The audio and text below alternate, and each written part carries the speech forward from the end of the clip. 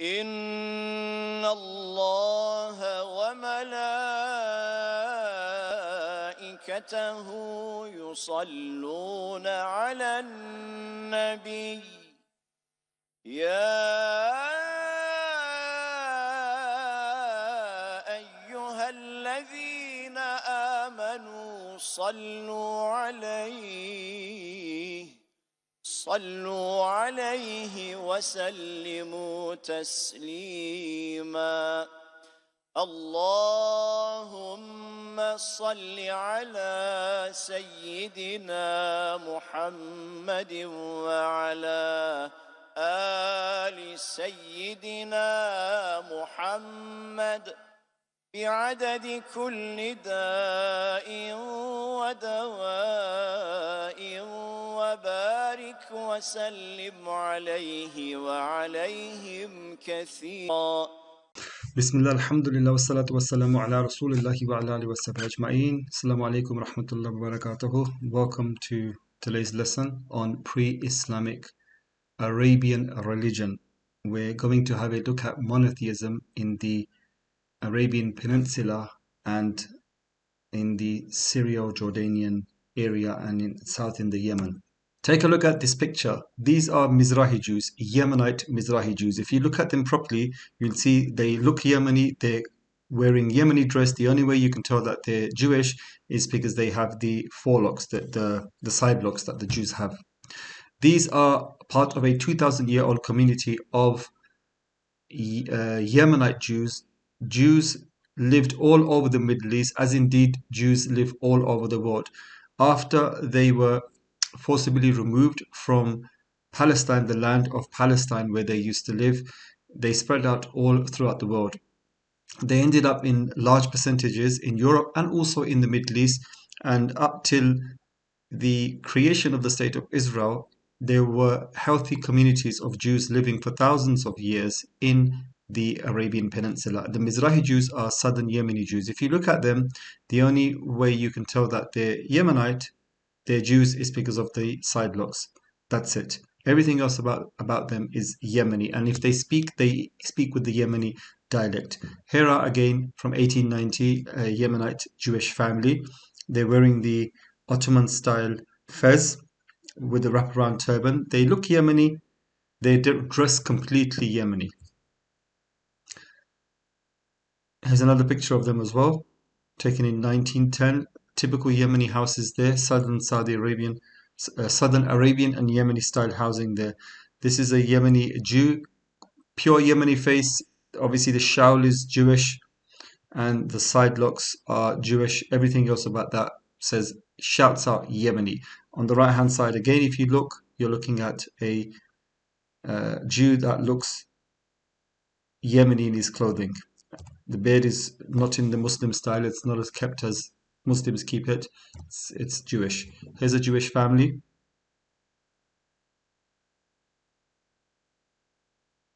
Looking Yemenite. And again here.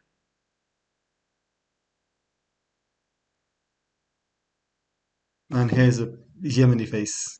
This beautiful man here looks completely Yemeni. But his side locks are telling you he's Jewish. Then the same goes here. Right, so how did the Jews end up in Yemen? Let's have a look at the Jewish diaspora. So the Jews have had 3 major deportations in their span of existence from the land of Canaan into the area of Iraq.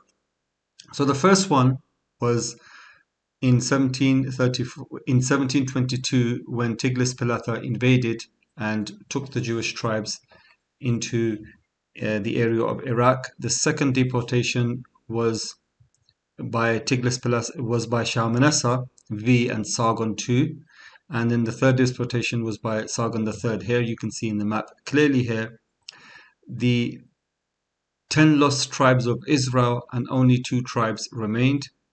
The southern tribes remained. The northern tribes were Reuben, Simon, Ephraim, Manasseh, Zebulun, Naphtali, Issachar, Gad, Asher, and Dan. And the southern tribes were Judah and Benjamin, and many of the Levites remained. The other tribes were taken into bondage and they disappeared from history. From the Bible here, and the God of Israel stirred up the spirit of Pul, king of Assyria, and the spirit of Tiglath-Pileser, king of Assyria, and he carried them away, even the Reubenites and the Gadites and the half tribe of Manasseh, and brought them unto Hala and Habor and Hara and to the river Gozan unto this day. So the Bible references this in Kings. In the days of Pekah, king of Israel, came Tiglath-Pileser, king of Assyria, and he took Zion, would this be Zion, and Abel Beth Manach and Zanoch, and Kedesh and Hazor and Gilead and Galilee and all the land of Naphtali, and carried them captive to Israel. Against him came up Shalmaneser, king of Assyria, and Hoshea became his servant and gave him presents. And in Kings further, and the king of Assyria found conspiracy in Hoshea, for he had sent messengers to the king of Egypt and brought no present to the king of Assyria, and he had done year by year. Therefore the king of Assyria shut him up and bound him in prison. Then the king of Assyria came up throughout all the land and went up to Samaria and besieged it 3 years. In the 9th year of Hoshea, the king of Assyria took Samaria and carried Israel away into Assyria and placed them into Hala and in Habor by the river of Gozan and in the cities of the Medes. Again in Kings, the king of Assyria carried the Israelites away to Assyria, settled them in Hala on the Habor, the river of Gozan, and in the cities of the Medes, because they did not obey the voice of the Lord their God, but transgressed his covenant, all that Moses, the servant of the Lord, had commanded, and they neither listened nor observed. So the Jews themselves recognize in the Bible that they transgressed against the Lord of God, so God sent a punishment in the form of the Assyrians who took them, Shalmaneser, and others who took them into bondage in their lands. We have an Assyrian cuneiform tablet that states that 27,290 captives were taken from Samaria, the capital of the new Syrian province of Samarina, by Sargon II.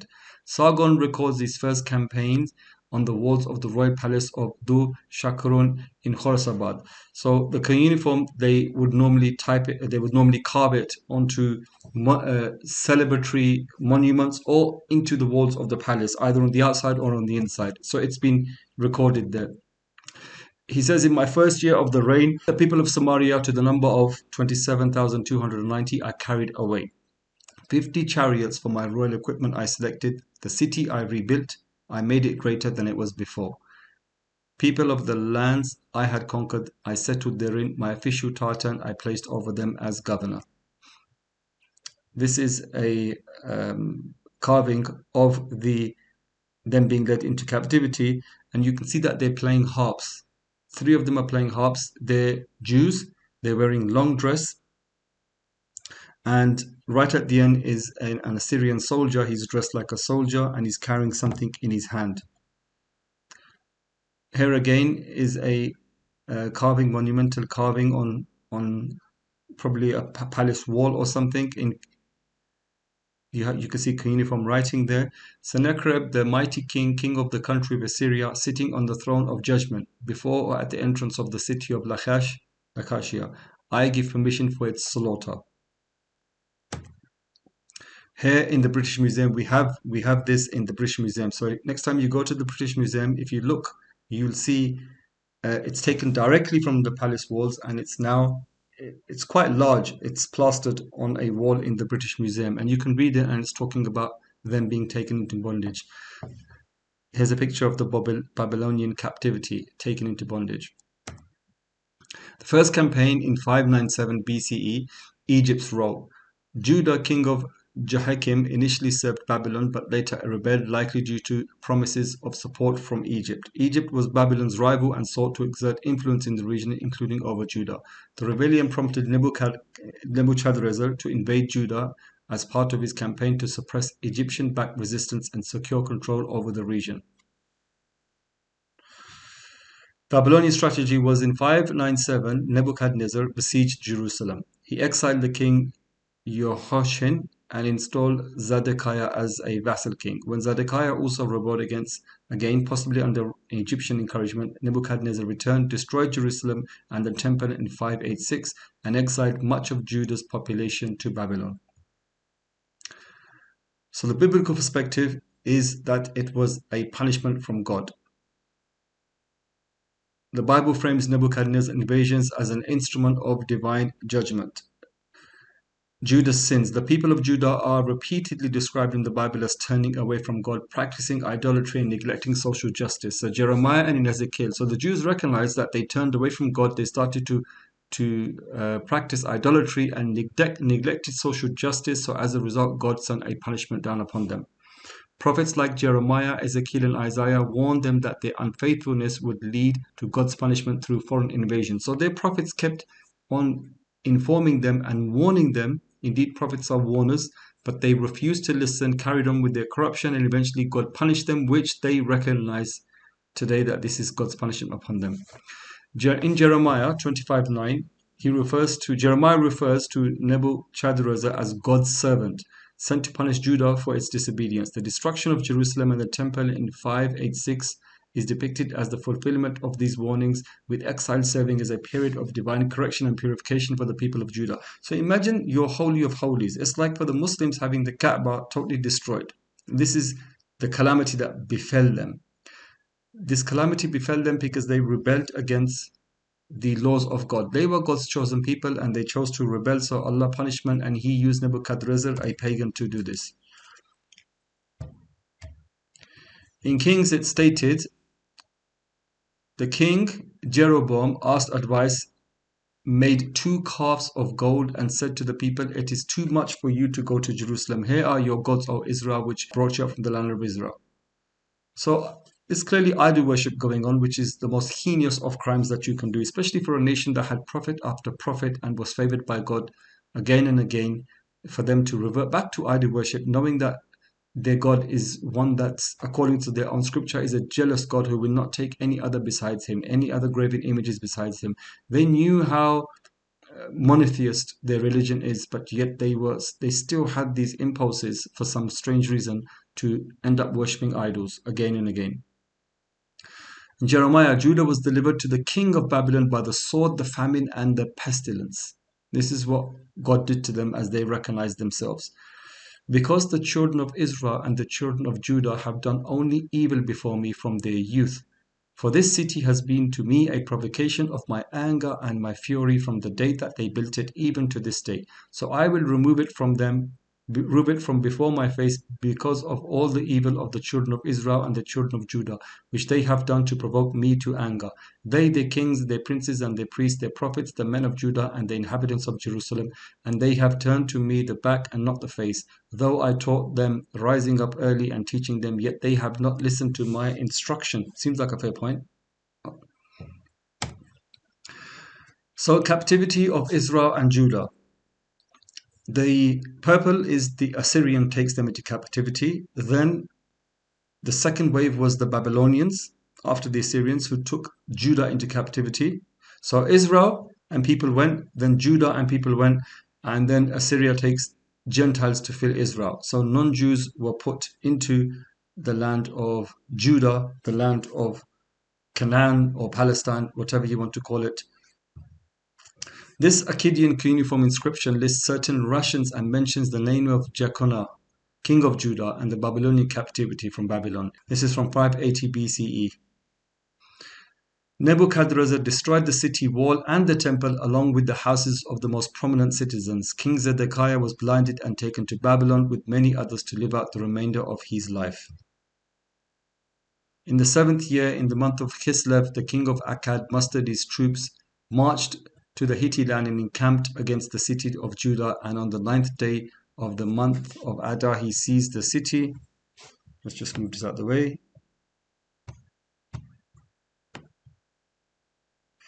He seized the city and captured the king. He appointed there a king of his own choice, taking tribute, brought it back to Babylon. This is the tablet here, describing ration orders.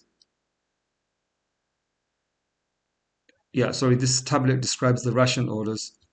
One of the tablets refers to food rations for Joachinu, king of the land of Yehudu, and 5 royal princes, his sons. An amazing document. Then we had the Bar Kokhba revolt. That's quite later now. That's more close to our time, even though our time is 2,000 years away, removed from there. It was an armed rebellion against the Roman Empire in 132 CE. in the Common Era. Around 500,000 and 600,000 Jews are estimated to have been killed, also sold into slavery. So a great calamity, three great calamities befall them. Jews were barred from then onwards from entering Jerusalem. Following the revolt, the Jewish language disappeared from daily use, and Cassius Dio reports the Jews did not dare try conclusions with the Romans in the open field, but they occupied the advantageous positions in the country and strengthened them with mines and walls, in order that they might have place of refuge whenever they should be hard-pressed, and might meet together unobserved underground. And they pierced these subterranean passages from above at intervals to let in light and air. It's interesting what he's just said, because the same thing happened in Khaybar, when the Jews would, or even in Medina, when the Jews would hold themselves up in their keeps, their strong keeps, and in Khaybar also, and they had channels to underground waters, their resort, that would keep them there, like under siege, but surviving for a long while. So 500,000 Jews were killed in this revolt, and they were forbidden from entering, and the Jupiter was worshipped there. So God was no longer worshipped there, but a pagan deity was worshipped there. This is a copy of a relief panel from the Ark of Titus in Noham Goldman Museum of the Jewish people, depicted the triumphal parade of Roman soldiers celebrating Judah and leading Union slave Jews while displaying soils at the siege of Jerusalem. So you can see their holy items being taken away, all the goods and the loot being taken away, and also slaves being taken away. It was after this, all of the results, you can presume that an odd number did escape here and there, but generally, most probably they kept together in the first and second when they were taken into captivity. But certainly with the Roman diaspora, you can see that they now spread out throughout the whole world. It wasn't the fact they were kicked out. They were massacred, kicked out, and they had to fend for themselves, and they spread out throughout the world. Whereas the other two times they were taken into bondage and captivity and remained there till they died. Or when Cyrus the Great then released them and let them go back and built the second temple. Here you can see after the Roman diaspora, they headed south into Arabia proper, and as far down as Yemen. And of course we know the famous stories of the three Jewish tribes, along with their sub-tribes in the environs of Yathrib, today known as Medina. How did they end up in the Hijaz? As I just mentioned, there are many legends about how the Jews ended up in the Hijaz and when, but nothing is certain. We can speculate about these events. Inscriptions in Aramaic, Nabatean, and Lycian beginning in the 1st century confirm their presence. So as early as the 1st century AD, we can confirm that there were Jewish communities living in northern Hijaz, the extreme end of Hijaz. So Lycian, Taima, Didan, and those areas. Inscriptions found in Al-Ula, which is formerly Didan, Madain Saleh, Al-Hijr, and their environs. Taima was famously known as a Jewish city. There's an inscription we have, Taima of the Jews. And if a Jewish person is bold enough to say that, it must mean that there were Jews there in a large number. The names of these inscriptions are worthy of attention. Amongst them are the purely biblical Manasseh, Nathan, Zadok, Samuel, Simon, and Shalom. These are biblical type Jewish names, but several names have changed under the influence of Aramaic or Arabic into forms like Isaac, Ismail. There are also pre-classical Arabic names such as Shabit, Ha-Yehudu. Ha is the definite article, so the Jew, Yahya bin Simon, and Naim bin Ishaq. At Al-Hijr, there is a sundial with the inscription Manasseh bar Nathan Shalom. This was dedicated by Adnon bar, son of Hani bar Samo al-Resh Hijra, to his wife Muna Amru bar Samo al-Resh Taima, who died in the month of AV 251. That's 56 CE at the age of 38. So Adnon bar, this tells us this text was in the Aramaic language or early Arabic, most probably Aramaic. Amru bar Samu in Taima, al-Rash Taima. So his laqab, his name is Taima, so it's probably from the Taima region. The Talmud mentions Al-Hijr many times. Alias Gallus set out to conquer Yemen in 25 BCE and got delayed in Al-Hijr. Jews were living there. In his writings, he mentions Jews were living there. In Songs 4:16, it says, "Awaken, O north," shows that the winds will be jealous of each other. The southerly wind says, "I bring the exile from Yemen and the exile from Hegra and all of the south." And the northerly wind says, "I bring the northern exiles." The Omnipresent ordains peace between them, and they enter through one entrance to fulfill what is written. I will say to the north, "Give up," and to the south, "Keep not back. Bring my sons from afar." In Isaiah. We have the prayer of Nebuchadnezzar. This Aramaic text belongs to the famous Dead Sea Scrolls, 4 scraps of parchment from K4, usually called 4Q242, copied from an older original in the second half of the 1st century BCE. The story is similar to Daniel's account of a king of Babylon who is ill, lives isolated for 7 years, and becomes convinced of the truth of the monotheistic creed. The difference is that in Daniel the subject is Nebuchadnezzar, not Nebuchadnezzar. Interesting, because we do know that Nebuchadnezzar moved to Dedan or Taima and stayed there for 10 years, and he was in interaction with the Jews. Here this document is saying that he was convinced of the truth of the monotheistic creed. Very interesting. So in the prayer of Nebuchadnezzar, words of the prayer said by Nebuchadnezzar, king of Babylonia, the great king, when afflicted with an ulcer or on command of the Most High God in Taima. I, Nebuchadnezzar, was afflicted with an evil ulcer for 7 years, and far from men I was driven until I prayed to the Most High God, and an exorcist pardoned my sins. He was a Jew from amongst the children of the exile of Judah, and said, "Recount this in writing to glorify and exalt the name of the Most High God." Then I wrote this: when I was afflicted for 7 years by the Most High God with an evil ulcer during my stay at Tamar, I prayed to the gods of silver and gold, bronze and iron, wood, stone, and lime. Wood and stone returns in Daniel, just 22 lines below the story of the madness of Nebuchadnezzar. Okay, so he's saying he prayed to pagan gods, most probably is referring to that, and that nothing happened in 7 years. And then this Jewish guy prayed in the name of Allah, and he became cured. So all of this is proof of the Jews being in the Arabian Peninsula at a very early date.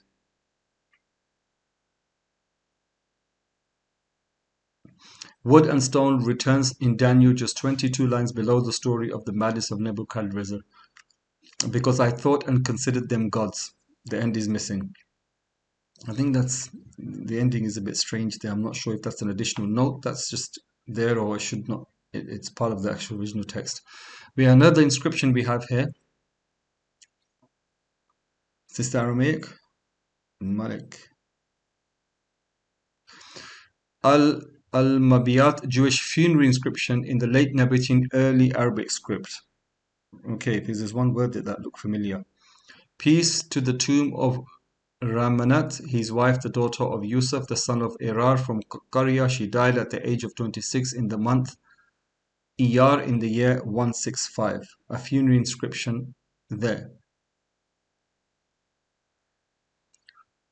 City of Tombs. Here's another text. A southern outpost of the Nabatean kingdom, ancient Hegra. We looked in previous lectures. A whole city of tombs, over 100 various tombs, featuring more than 100 well-preserved monumental tombs dating from the 1st century BCE to the 1st century CE. Cut into the sandstone, these funerary monuments bear witness to a variety of Hellenistic and Near Eastern decorative influences. Inscriptions from later centuries, however, indicate the presence of early Jews who had settled in the city. An Aramaic inscription, written using Nabatean script and dated to 356, is dedicated to one Mawya, the wife of Hegra's Jewish mayor or chief citizen.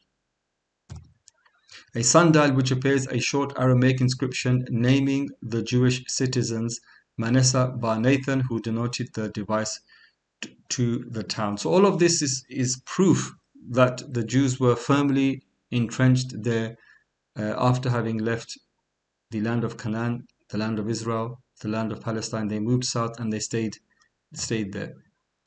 Here is the Jewish Nabatean Aramaic Arabic script.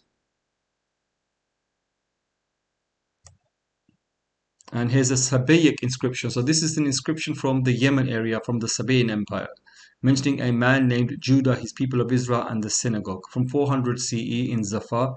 And here's another one, Lord of life and death, Lord of heaven and earth. That sounds monotheistic. Muslims would be able to understand and identify this.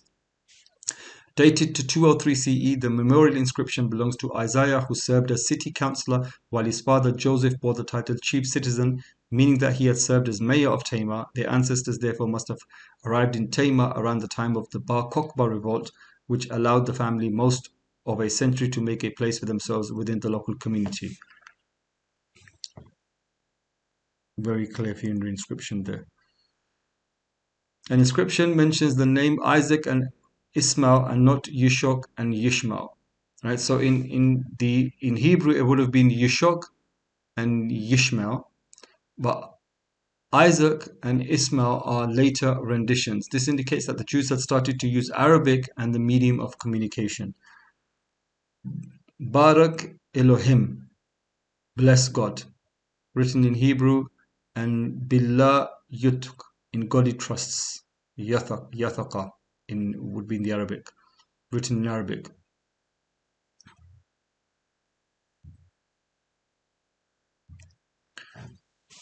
Lord of the world. Here's another inscription at Judayyid, about 100 miles north of Hegra. A wrought inscription in Nabatean Aramaic gives two personal names, neither of which is distinctly Jewish. However, the inscription's Jewish context is apparent in the reference to the deity as the Lord of the world, a common Jewish expression of monotheistic belief, and in the mention of the day of the Feast of the Unleavened Bread, a clear reference to Passover. The inscription's author, Sulay, son of Ausu, who passed through here around 300 CE, therefore was almost certainly a Jew. Mawar Lim, the Lord of the world, an epithet used by Jews for the one God, including those who wrote the Dead Sea Scrolls.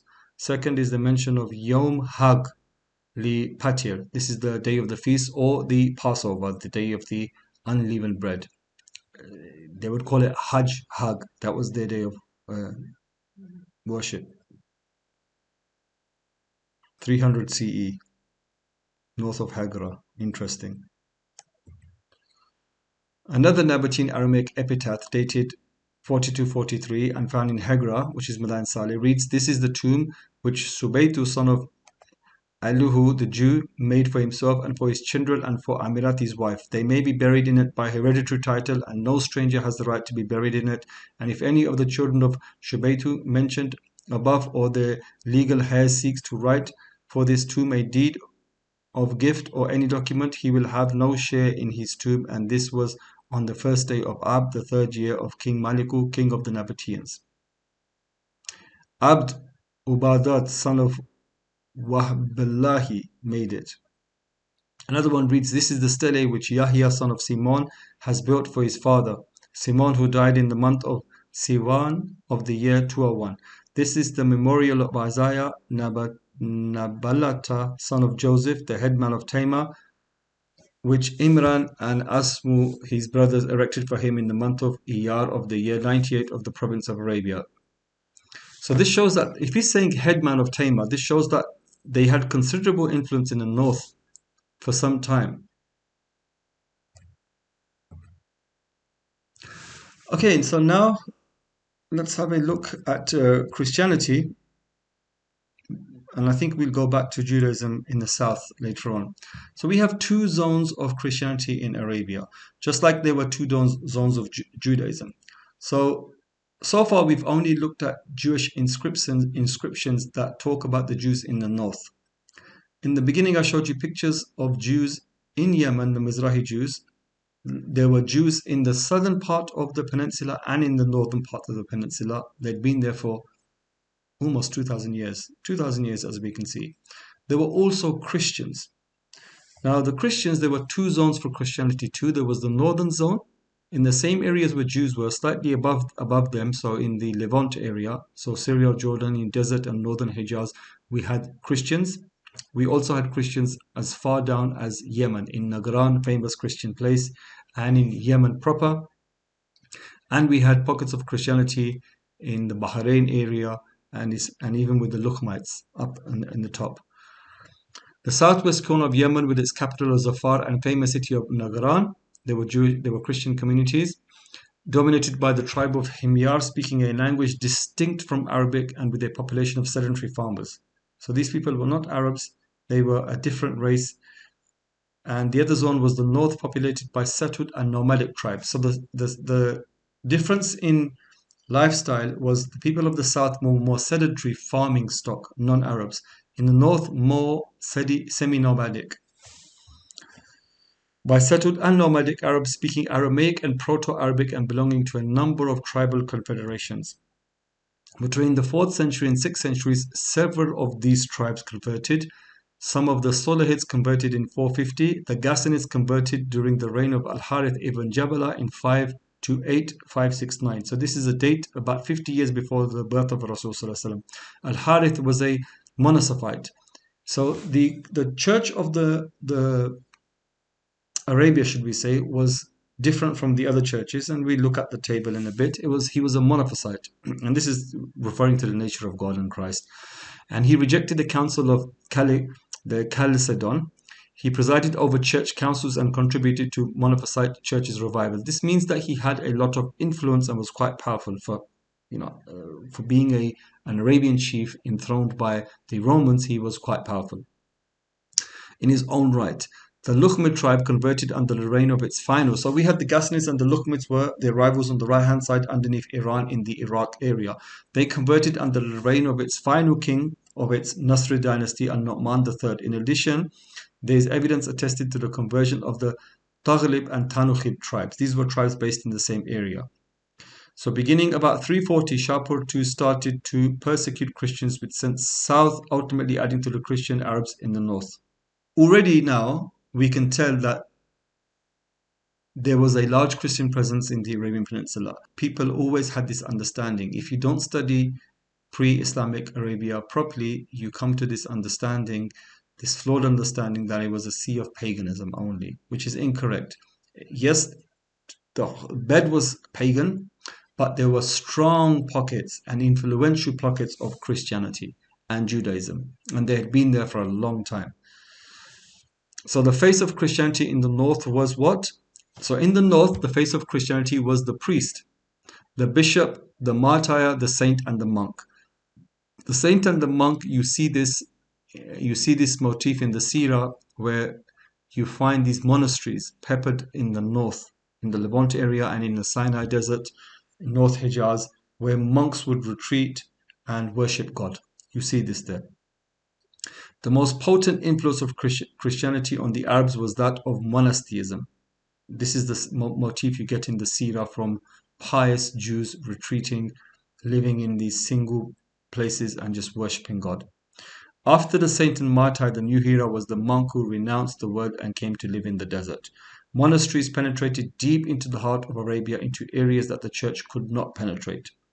This enabled the monasteries to be more influential than the church in spiritual life. So organized church was around the edges of the desert. It makes sense because they need bishops and priests and everything and churches, and they were patronized obviously by the state. Whereas the religious Christians who really wanted to spend time with God would retreat into the quiet desert, find a place, a hermitage, and just live there. Make a hermitage or just live there. And these are the guys that interacted with the nomadic tribes and ended up converting them through their behavior. The monastery combined Christian philanthropy and Arab hospitality. This is mentioned in the Seerah also, where the monk invites Prophet Muhammad, peace be upon him, and all of the tribe for a meal because he sees a sign and he recognizes that there must be a special person, a prophet in this group of people, that Abu Talib is with Abu Talib. So with and Christian philanthropy, serving and feeding, Arab hospitality is the same thing. Bahira the monk, anybody? This is the one I mentioned. So from the 5th century, Byzantium energetically promoted Christianity in South Arabia, chiefly via its ally Ethiopia. So you had the church in Byzantium in Constantinople, and then you had the Ethiopian church. Now the Ethiopians were of a different denomination. but the Christians up in the north, the Byzantium Church, would use them to promote Christianity in the south, which sparked off violent clashes with the advocates of Judaism, because the Jews were there first and then the Christians came, and then obviously there's going to be a problem between both of them. But it was particularly the inhabitants of North Arabia who were won over to Christianity in large numbers in this period. Most often they are portrayed as accepting the new faith as a result of the power of the Christian God, as demonstrated by the thaumaturgic deeds of various holy men. Some of the Saracens were converted to Christianity long before the reign of Valens. That's 364. Their conversion appears to have been the result of their intercourse with the priests and monks who dwelt amongst them and practiced asceticism in the neighboring deserts, and who were distinguished by the excellence of their life and by miraculous works. It is said that a whole tribe and Zomacomus, their chief, were converted to Christianity and baptized about this period under the following circumstances. Zocomus was childless and went to a monk of great celebrity to complain to him of his calamity. For among Saracens, and I believe other barbarian nations, Saracens is another word for Arabs. They would call them Saracens. It was accounted of great importance to have children. The monk desired Zocomus to be of good cheer, engaged in prayer on his behalf, and sent him away with the promise that if he would believe in Christ, he would have a son. When his promise was confirmed by God, and when a son was born to him, Zocomus was initiated and all his subjects with him. From that period, his tribe was particularly fortunate and became strong in point of number and formidable to the Persians as well as to the other Saracens. Traditionally, even now, if you go into tribal societies, if you can convert the tribal chief, everybody else will follow, and the whole tribe becomes the same as you. The chief. By their transition from paganism to the true belief, the Saracens were considered to have entered the civilized fold. Those who were formerly called the wolves of Arabia became members of the spiritual flock of Christ, as mentioned by Cyril. Simon says, how many Arabs who have never known what bread is but feed on the flesh of animals came and saw the blessed Simon and became disciples, and Christians abandoned the images of their fathers and served God. It was impossible to count the Arabs, their kings and nobles who came and received baptism, accepted the belief in God and acknowledged Jesus, and at the end, at the word of Simon, erected shrines in their tents. This is primary source evidence to prove how the Arabs in the north converted to Christianity. In Ohadema, there were many peoples between Tigris and Euphrates in the Nile of Mesopotamia who lived in tents and were barbarous and warlike. These are Arabs. Numerous were their superstitions, and they were the most ignorant of all people of the earth until the moment when the light of Christ came to them. The holy Adome set himself with great patience to visit all the camps of the Arabs, instructing and teaching them in many sermons. He had priests come from many regions in order to establish in every tribe a priest and a deacon. He founded churches and named them after tribal chiefs so that they would support them. Thus he inclined the hearts of the Arabs to the love of God, and particularly to give to the needy. Their arms extended to all men and all places, but especially to the holy monasteries. Nor did they confine their piety to making gifts to churches, monks, poor, and strangers, but they loved fasting and ascetic life more than any other Christian, to such an extent that they begin the 40 days fast a week earlier than others. Many of them eat no bread during the whole time of the fast, not only the men, but also many women. An interesting statement here. Number one, that they were zealous Christians. What I find interesting is where he says they lived in tents and were barbarous and warlike. We know that about Jahili Arabs. Numerous were their superstitions, and they were the most ignorant of all people of the earth until the moment when the light of Christ came to them.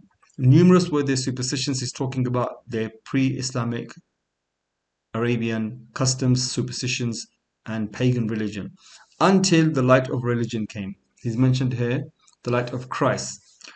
The light of religion came, and they were no longer Jahil. So Jahiliyyah, so he's basically referring to the idea of Jahiliyyah here, and how the light of religion took them out of Jahiliyyah. Likewise, as Muslims, we say that it was the light of Islam that took them out of Jahiliyyah. Jahiliyyah is a concept primarily referring to a lack of having divine guidance to know how to behave in society, in its earthly dyad and in its heavenly dyad, to know your creator and how to worship him properly. This enthusiasm is forcibly illustrated by the deeds of a certain Muawiyah. About this period, 370 AD, the king of the Saracens died, and the peace which had previously existed between that nation and the Romans was dissolved. Muawiyah, the widow of the late monarch, after attaining to the government of her race, led her troops into Phoenicia and Palestine as far as the regions of Egypt lying to the left of those sailing up the Nile, and which are generally denominated Arabia. This war was by no means a contemptible one. Although conducted by a woman, the Romans, it is said, considered it so arduous and so perilous that the general of the Phoenician troops applied for assistance to the general of the entire cavalry and infantry of the East. This latter ridiculed the summons and undertook to give battle alone. He accordingly attacked Muawiyah, who commanded her own troops in person, and he was rescued with difficulty by the general of the troops of Palestine and Phoenicia. As the war was still pursued with vigor, the Romans found it necessary to send an embassy to Muawiyah to solicit peace. It is said that she refused to comply with the request of the embassy unless consent were given for the ordination of a certain man named Moses, who practiced asceticism in the neighboring desert, as bishop over her subjects. This Moses was a man of virtuous life and noted for performing divine and miraculous signs. He reconciled them to the Romans and converted many to Christianity and passed his life amongst them as a priest. Very interesting point here. So this is the experience of the Arabs to Christianity in the north. It's the pious monk, and we can see this story in the Seerah of Rasulullah as well. So you can now imagine the Arabian desert in the north, dotted with monasteries, well, not monasteries, small hermitages, small places, probably even a tent in the desert, not a stone building, where a single soul monk lives, probably slightly off the caravan route, where people would pass and give him stuff, and he could probably get some stuff from them as well. And it's very interesting. This is the experience they have. And there's a documentary you can watch on YouTube where this man, some TV presenter, goes and lives for a week with monks in the Arabian, in the Negev, in Sinai, in Egypt. These Christian monks, Copts, in total silence. And when you see them living in the mountain and the way they live, you can imagine the monastic Christians of the Arabian desert. Parts of the Hijaz is rocky, so you can imagine small grottos built into the caves in the exact same way. And this is something that everybody should watch. Harith ibn Jabala, king of the Arabian kings, king of the Christian Arabs. This is the ruler of the Ghassanids, who was enthroned by the Romans. And his company were much offended by the synod and would not even break bread with the Chalcedonians. This shows you that he was educated enough to know the differences between the different strands of Christianity. Here it's talking about the different synods that they had, and they would get together and formulate a creed. There were different Christian creeds. Each denomination had its own creed, which we'll look at. So Ephraim, the patriarch of Antioch, in 545 was sent to them before his death by the emperor. He said to Harith, "Why are you offended concerning us and the church?" Harith replied, "We are not offended by the church of God, but by the evil which we have done to the faith. We distance ourselves from you because you introduce a quartet saying Christ is both God and man, in place of the Trinity, and oblige men to deny the true faith." Ephraim added, "Does it seem just to you, then, to scorn all those 630 bishops who accepted the creed of Chalcedon, and to embrace the small number who are heretics?" Harith responded, "I am a barbarian and a soldier. I cannot read the scriptures, but let me give you an example.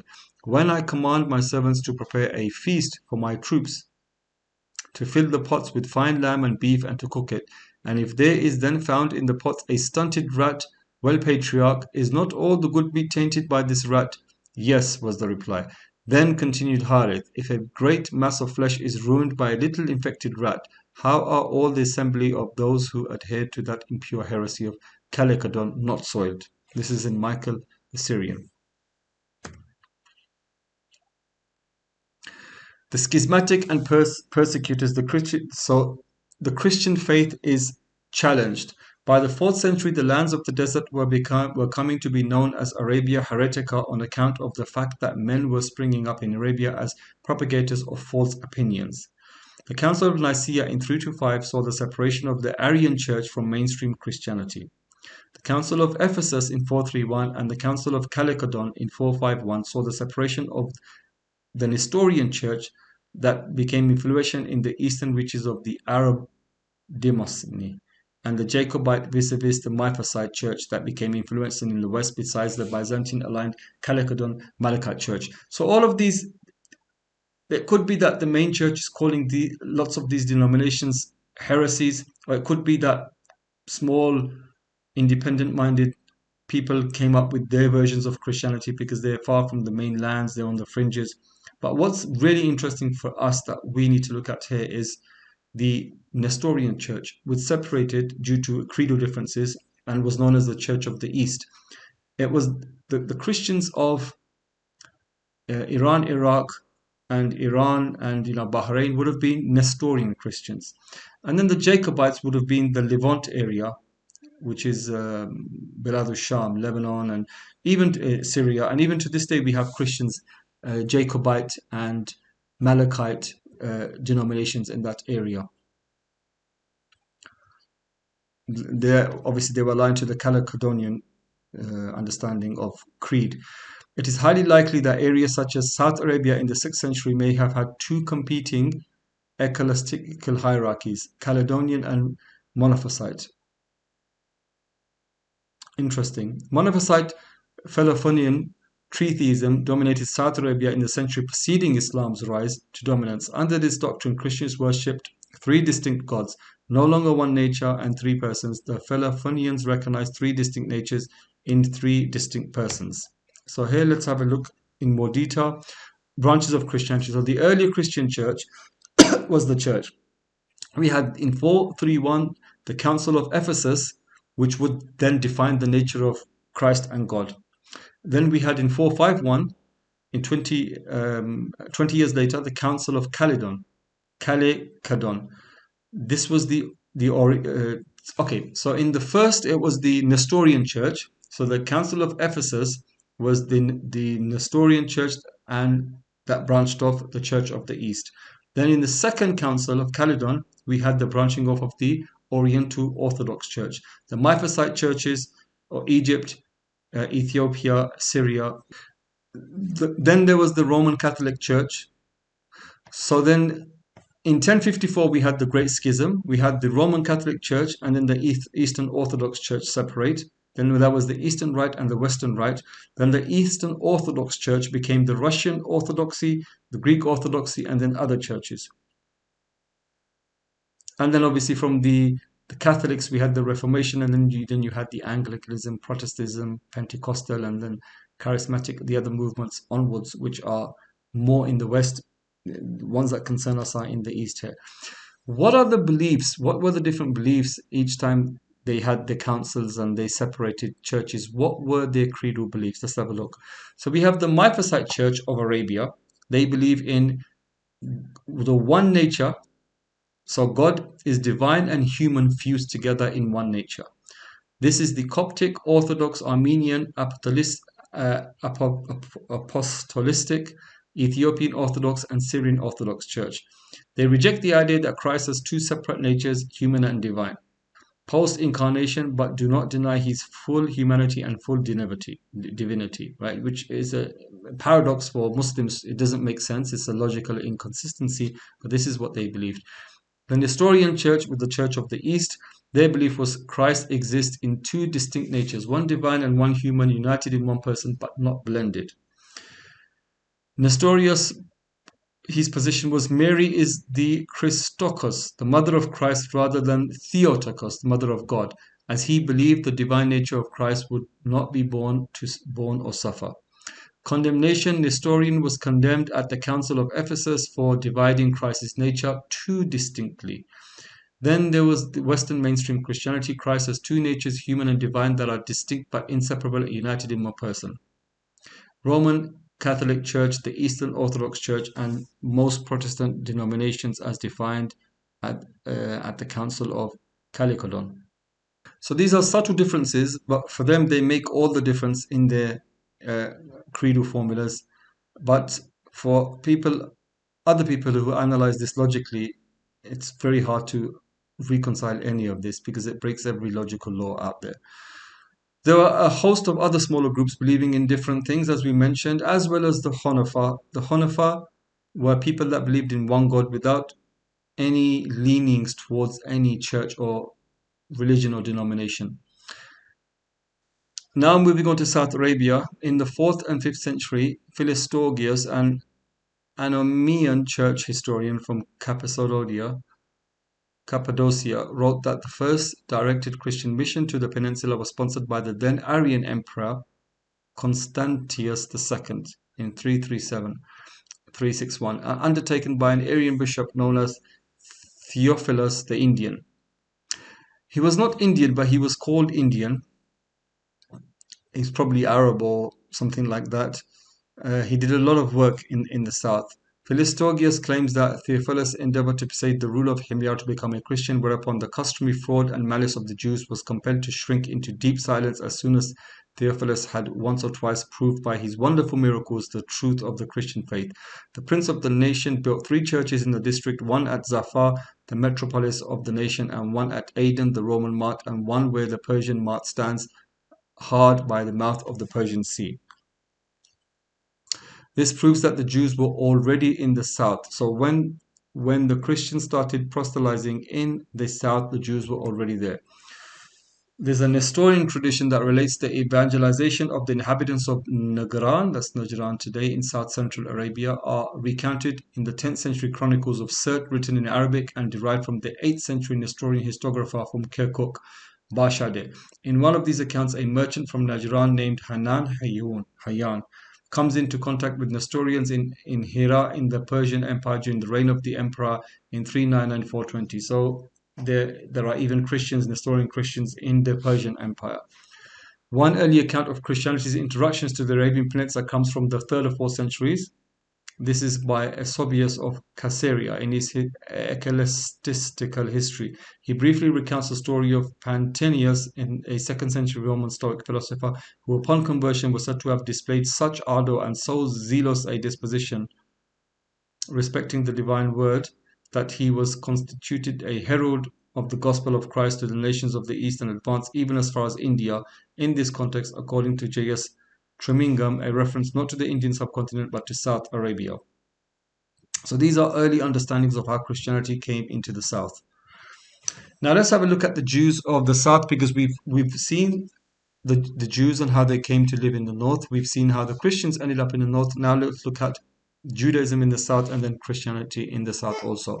So in January 384, the ruling kings, who had just built 2 palaces, commemorated events in 2 inscriptions. The invocation formula concerning these 2 texts is in itself a break with the past. It no longer mentions the support of ancestral deities, as was previously the case, but of a new God, with the support of the Lord of the sky, Rabbus Samawat. How do we know this is Jewish? Several polytheistic deities have a similar name in South Arabia. The great god of Najran is called the one of the heavens, Dhu Samawa or Dhu Samawi. Dhu Samawi or Dhul Samawi. In Eastern Arabia, a goddess is called she who is in the heavens, Dhat bis Samawi.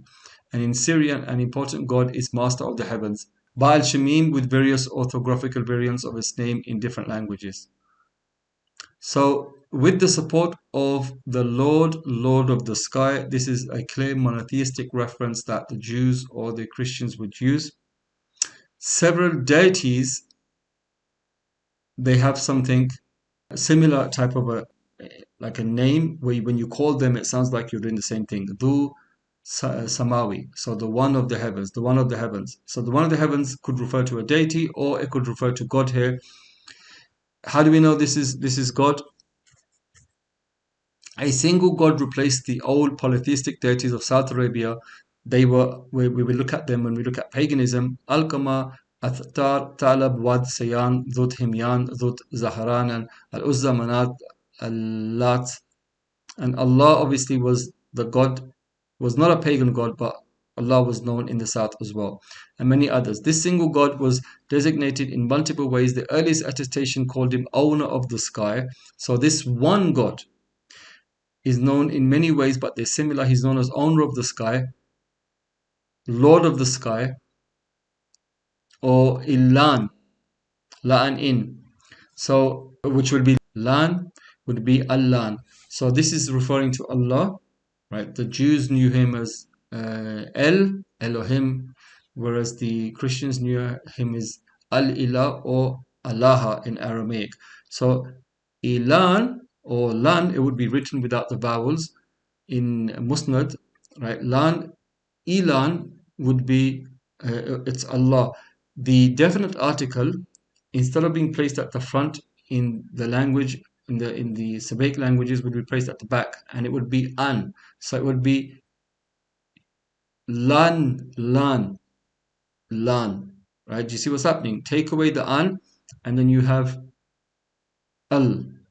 If you were to put the definite article as in Arabic in the beginning, it would be Allah, Allah.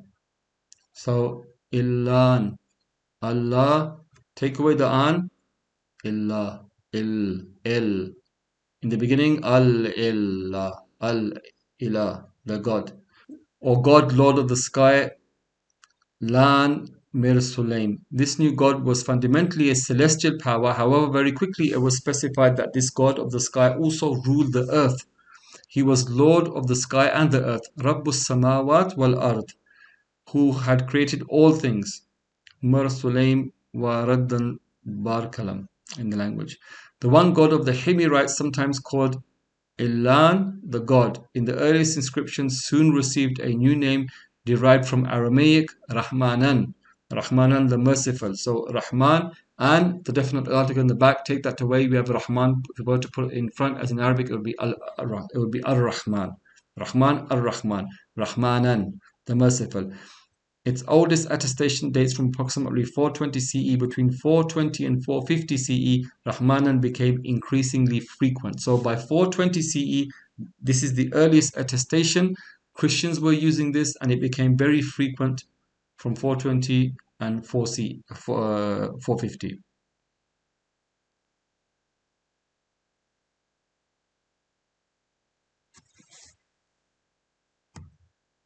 According to the Arab Muslim historiographer Ibn Ishaq, died in 770. However, the first Christian influence to reach South Arabia was through a wandering brick builder named Faymiyun, who introduced Christianity to Najran, a city that even in Islamic times was considered holy. Working miracles and living the life of an eremitic ascetic, Faymiyun's influence extends to more and more inhabitants of the desert, and finally, in a showdown wherein another sacred palm tree is miraculously destroyed, the leading families of Najran are converted to Christianity. Ibn Ishaq gives no date or ethical political affiliation for this Faymiyun, and any Christian source material regarding this man has been lost to us, though some have suggested a Monotheistic tradition. So there's no reason to discount this story, even though there's no parallel evidence, contemporary evidence anywhere else. It could be this is the true version, this is the first introduction, and the others were later introductions as mentioned by the Nestorians or by other people, or it could be they were first, this was later, or it could be all of them at the same time. Right? So these are just, this is the Islamic account, and then we have the Christians' own accounts of how Christianity was introduced into the South. The Great Calamity. Procopius of Caesarea wrote the following.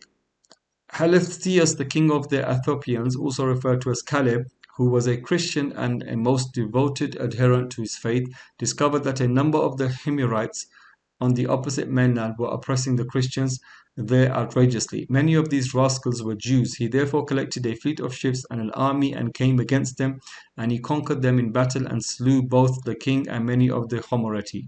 He then set up in his stead a Christian king, a Homorite by birth, by name, Asymphius, and after ordained that he should pay a tribute to the Ethiopians every year, he returned to his home. Any ideas what's happening here? If you read the Seerah, the beginning of the Seerah, Ibn Ishaq starts with this story. We'll look at this more, inshallah. Many stories have discussed this event. The book of the Himyarites, written in ancient Syriac, discusses it. the martyrium of Atheratus, Acts of Gorgonatus. It has forever been immortalized in the Christian world. Why? We look into, despite the fact that the Negus of Ethiopia and the Gregibitius were heretical monophysites in the eyes of the Caledonian Byzantine allies, the Romans glorified their actions and saw them as heroes. So here is some church hypocrisy going on. The church in the north, the Caledonian churches of Byzantium would see the southerners as pagans, as heretics. Yet that didn't stop them using them to invade and Yemen, and then also celebrate them. So, who is Abu Karib? We need to understand something about the Jews in the south, and let's look at the Abu Karib story. Abu Karib, Asad ibn Hassan Maliki Karib Yohamin, king of Saba, Dhurridan, Hadramut, Yamnat, and the heirs on Tausum and Tahimat.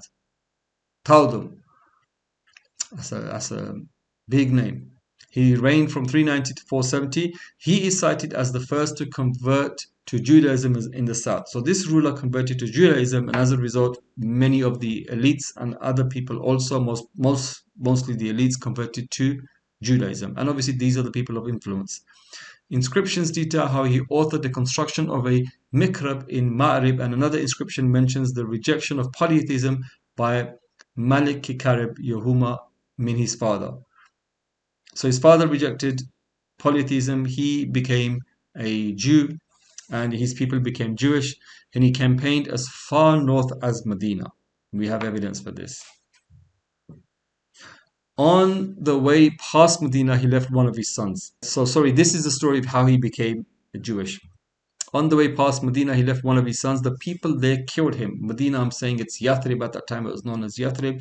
The Tubba, he was known as the Tubba. He attacked the city, cutting down its trees and laying siege to the town.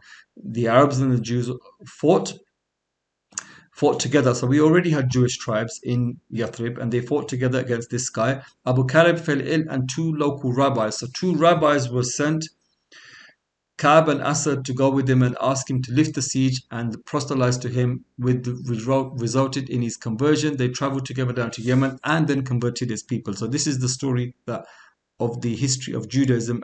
This is actually mentioned in Ibn Ishaq's Seerah of Rasulullah, that this is how this guy ended up becoming a Christian, a Jew in the south.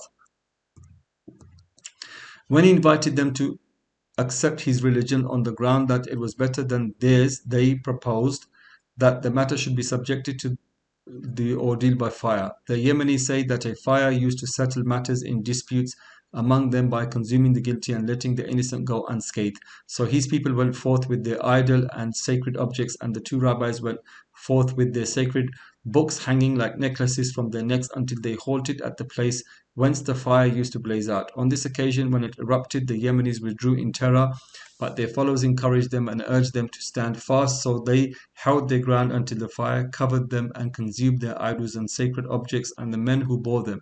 But the two rabbis came out with their sacred books, sweating profusely, but otherwise unharmed. Thereupon the Himyarites accepted the king's religion. Such was the origin of Judaism in the Yemen. Interesting story. This is quoted by Ibn Hisham, Ibn Hisaq's recension of the Seerah. Trial by fire is a very old rite, especially in the Mesopotamian area. You have accounts of this from the Sumerians, and throughout the Arabs still practice it, where two people who accuse each other of something will have a trial by fire, burning the tongue to see if it would burn, checked by someone. If they were lying, it would be proven, stuff like this. None of it is Islamic, but it happened here also. In the Byzantine tradition, however, it was the missionary sent by Constantius who converted the Himyarite sovereign. It's mentioned in Philotheogius. Theophilus endeavored to persuade the ruler of the tribe to become a Christian and to give up the deceits of heathenism. Hereupon the customary fraud and malice of the Jews was compelled to shrink into deep silence as soon as Theophilus had once or twice proved by his wonderful miracles the truth of the Christian faith. The embassy turned out successfully, for the prince of the nation, by sincere conviction, came over to the true religion and built 3 churches in the district, one at Zafar, the metropolis. Okay, this is something we read already before. Now, the Najran massacre is a famous story known in the Muslim world, and it's also known amongst the Christians, and it's still celebrated at a particular time every year. However, there is a difference of opinion if this is the same story mentioned in the Quran. I don't believe it's the same people mentioned in the Quran, and we'll talk about why. So there was a character called Yusuf Asar Yath or Yusuf ibn Sharabil. He ruled between 522 and 530 AD. This guy, he set out to kill Christians in his kingdom because they had been persecuting Jews in Byzantium and other areas. So the Christians have always, up till the present time, only 50, 60 years ago, had a bad opinion of Jews and had persecuted them throughout history. This is well documented in Europe, and here this guy had a problem with the Christian persecution of the Jews in Byzantium. As a result, he decided to kill the Jews in his reign. He built a trench and asked the Christians to renounce their beliefs. The Christians are famous for not renouncing their beliefs. When they didn't, he burnt them inside the trench. Actually, evidence we have to prove that it wasn't a trench that he burnt them in. He actually had them put to death by the sword. So that's one evidence to cite against the story. He may have burnt some of them or something as well. When he also burnt their churches, this was in 524 CE. This event is marked every year in the Christian world. He then sent a letter to the Lukhmid king Al-Mundar, the third Ibn al-Nu'man in Al-Hira, and also to the king of Persia named Kavad I. He informed them of his deed and encouraged them to do the same to their Jews. Al-Mundar received the letter in January 519 at the same time as he was receiving an embassy from Constantinople seeking a treaty, so he showed it to them.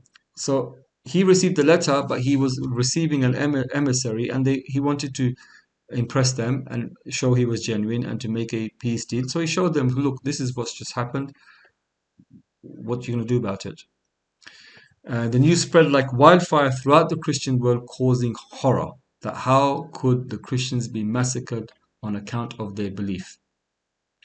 It's interesting how it's horrific for them, but when they were persecuting the Jews for 2,000 years, it was fine.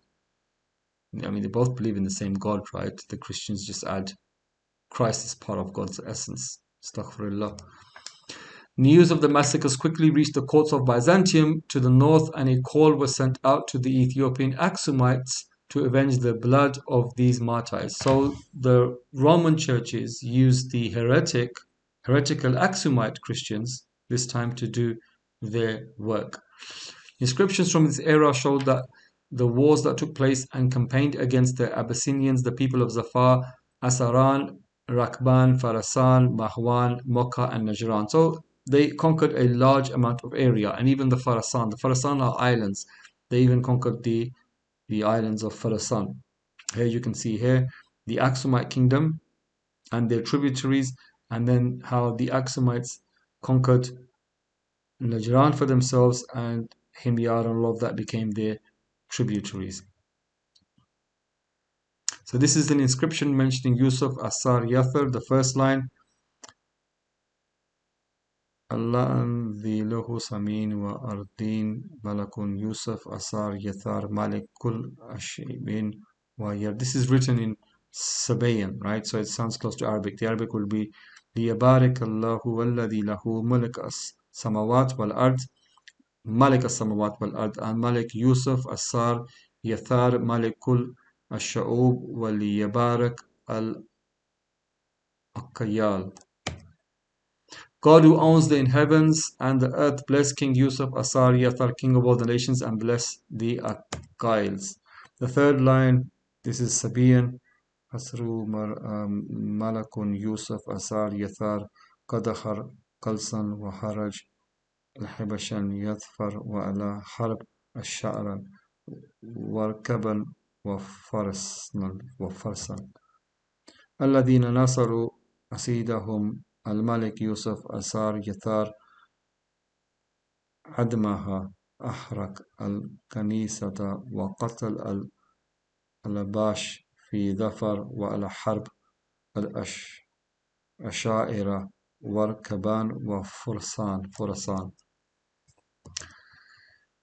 Okay, this is the actual inscriptions translated into the Arabic of that particular war, and they return to the history of 13 and Rahman, God bless Sharabil, Akbal and Wahan Asar bint Lahan. So this is inscription JA 1028 celebrating this attempt. The translation of the inscription reads, "Might the God to whom belongs the heavens and the earth bless the King Yusuf, the king of all the tribes, and might God bless the Qailas,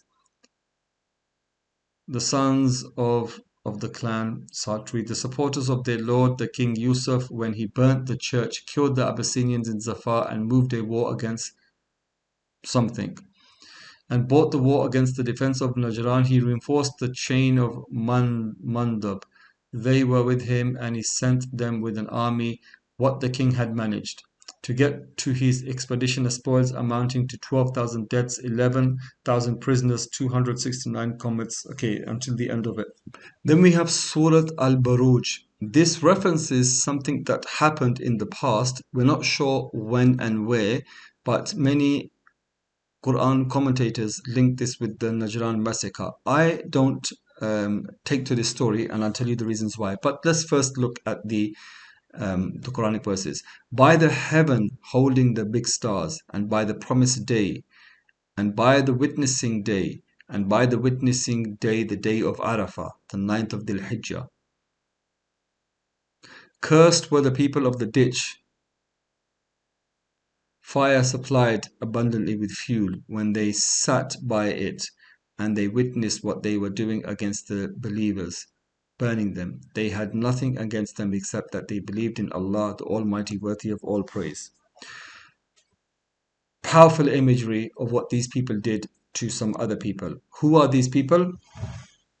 Commentators say that this was talking about this particular event here, where this Jewish guy burnt the Christians, killed the Christians. Christian testimonials of this event talk about them being massacred by being put to the sword. Did burning happen? Some people are always burnt in crimes like this. But to turn around and say Surah Al-Baruj, this particular story fits those people, is incorrect. Why?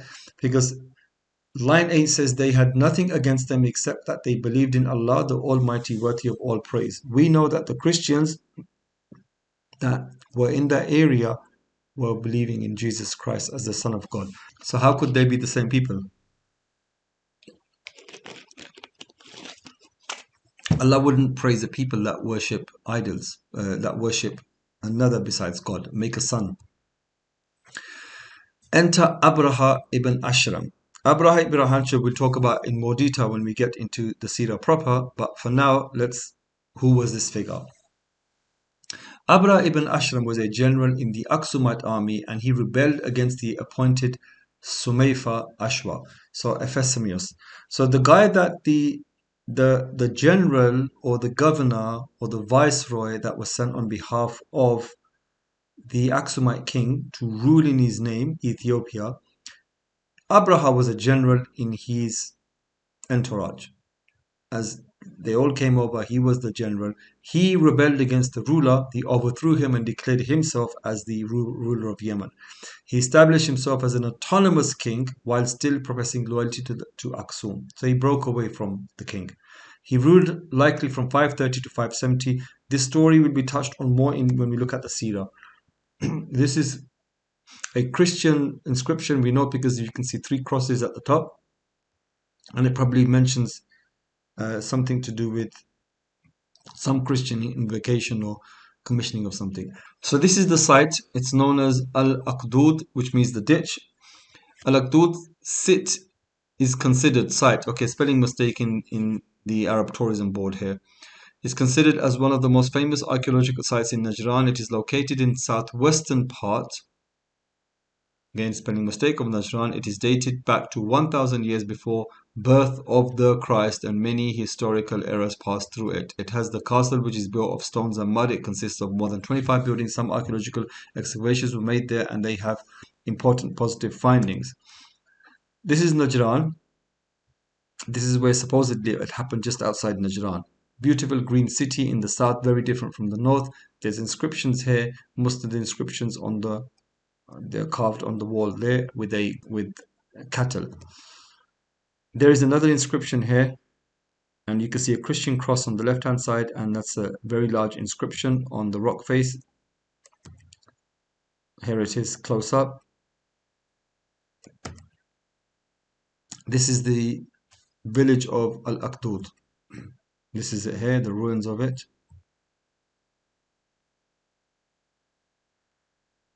More carvings.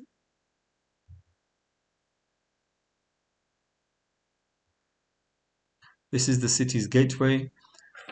These buildings were probably later commissions, or probably from that time, we don't know. From what time? The time of the massacre. Here's a beautiful inscription of Musnad. Here again, here's a cross. Musnad again. And here is some. So that was the city. Now that was the village, and now we're looking at something else. This is Hebrew. This is Hebrew graffito. This is in the singular. At the center of the inscription, Judah wrote this: "May he be remembered for good. Amen. Shalom. Amen." Here's another Sabiq inscription mentioning the people of Israel. Here it is there, the people of Israel. On the right hand side, you can see it.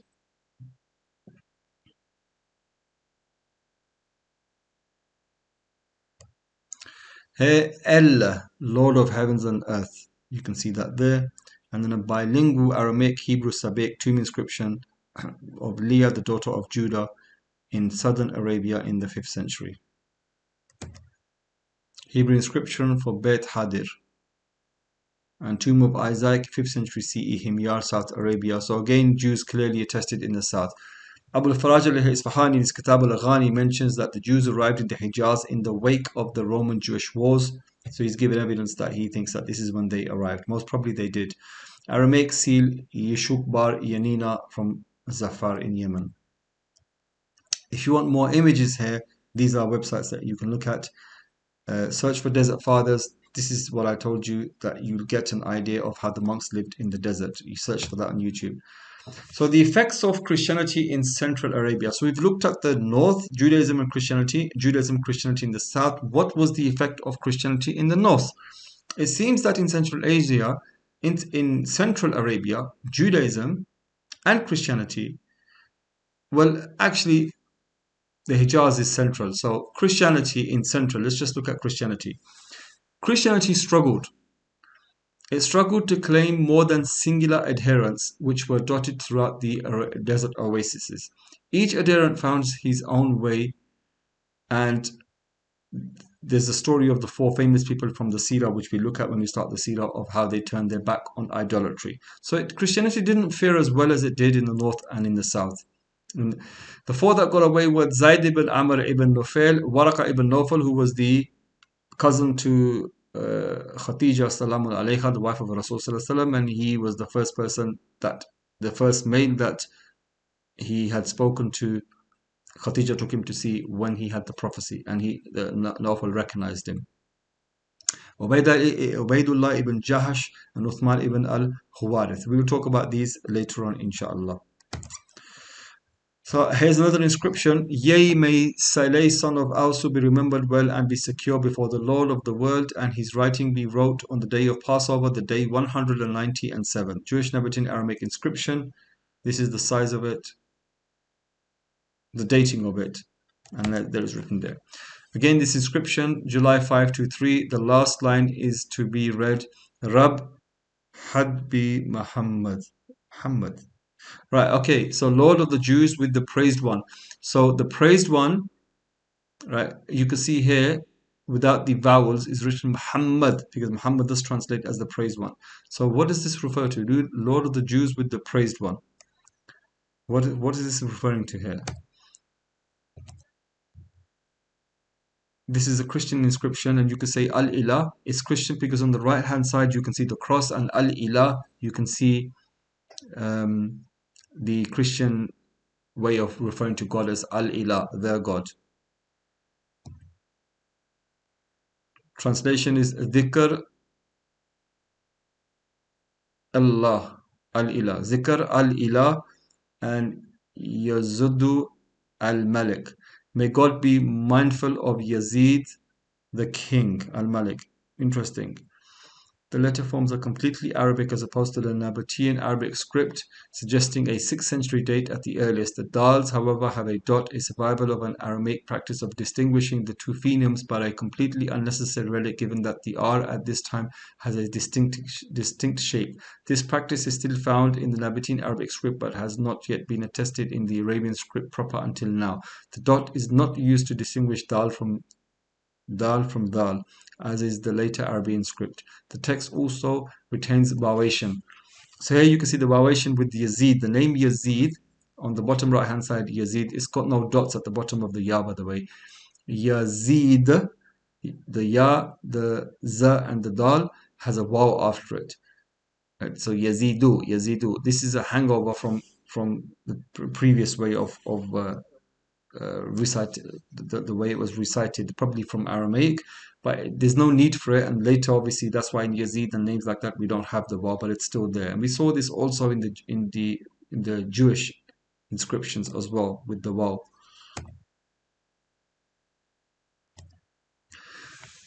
Okay, so this was the history of the Jews and Christians in North Arabia and South Arabia. To sum up, it seems like the pagans were in the middle, and all around the peninsula was surrounded by monotheists, Jews and Christians. What influence did they have on the Arabs? It seems like there was interaction and there was considerable influence. And so the idea that the Arabian Peninsula was just pagan, we've just clearly seen that it's not true. There was a robust Christian and Jewish presence, and it's even attested in the Seerah, and it had been there for a long time. So the Jews and the Christians were well aware of the pagans, and the pagans were well aware of them. The pagans would never try to convert the Jews or Christians, and the Jews probably didn't try to convert the pagans, but the Christians certainly, it's a proselytizing type religion. They obviously went out of their way to make converts, and they succeeded. Seems like the Christians were in far greater number than the Jews, and the Jews were in positions of power in the south and in the north.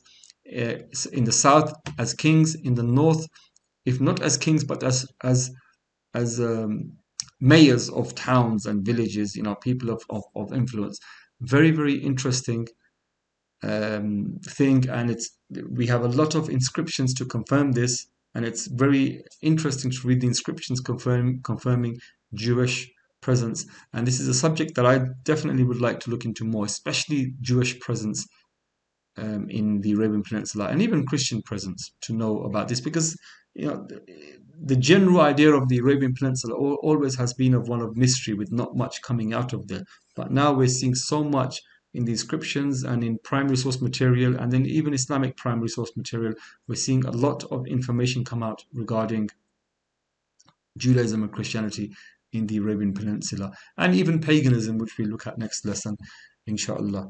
Thank you very much. وصلى الله على سيدنا محمد وعلى آله وصحبه أجمعين والحمد لله رب العالمين. السلام عليكم ورحمة الله وبركاته. محمد وعلى آله عدد كمال الله وكما يليق بكماله. اللهم صل وسلم وبارك على أسعد ما محمد وعلى آله عدد كمال الله وكما يليق بكماله.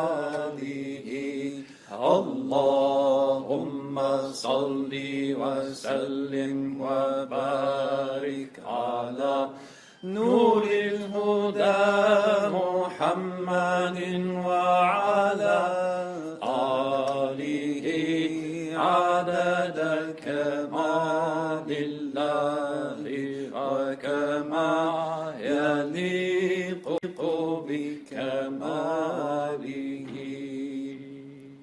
اللهم صل وسلم وبارك على سيدنا محمد وعلى آله وصحبه وسلم.